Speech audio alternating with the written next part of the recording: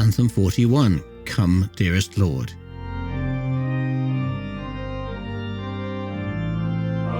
Welcome to Anthem 41 in my attempt to write a new choir anthem every week for a year.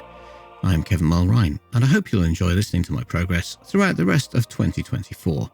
Please do visit the website anthem52.com, follow along on X or Instagram at realanthem52, and send me a message to show@anthem52.com. It feels like I'm on the home stretch with the Anthem 52 project. It's been difficult at times, but this week's composition came fairly easily. Once again, it's an Isaac Watts text. I was looking for some words that would lend themselves to a quieter, more serene anthem this week. It was the turn of the accompanied style, and I've found it much easier to write loud anthems with organ accompaniment this year. I also wanted to break my own habit of writing the initial phrases of the vocal parts in a rising pattern. When I found these words included descend and dwell, that seemed to fit the bill nicely. Here are the words I chose. Come, dearest Lord, descend and dwell, by faith and love in every breast. Then shall we know and taste and feel the joys that cannot be expressed. Come, fill our hearts with inward strength, make our enlarged souls possess, and learn the height and breadth and length of thine unmeasurable grace. By all the Church, through Christ his Son. As usual, I moulded the words of the original to my needs and included just one line from the final verse, by all the Church, through Christ his Son, in order to finish the anthem off with a definite ending. The main feature of the organ accompaniment to this anthem is held chords. It was interesting to see how adding more and more notes to the organ accompaniment worked. At the beginning of the anthem, there is a vocal cascading effect over the held chords, and I think it's quite effective.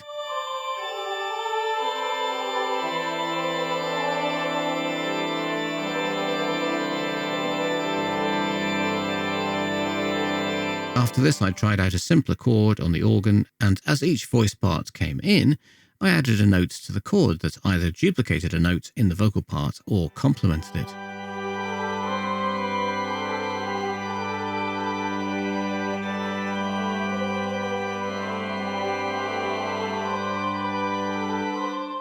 As a direct contrast, after all the overlapping vocal parts, I threw in a section of unaccompanied four-part harmony.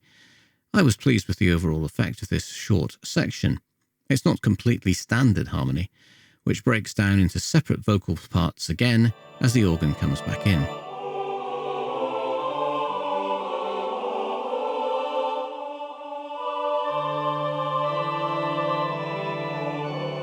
Next is a short recap of the opening 4 bars to lead to the second verse.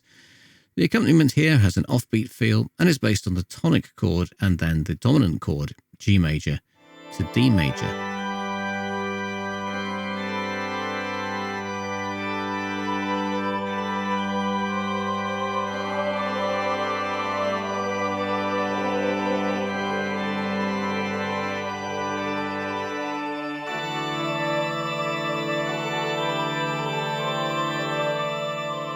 The vocal parts increase in layering, and then the 4-part harmony section makes a return.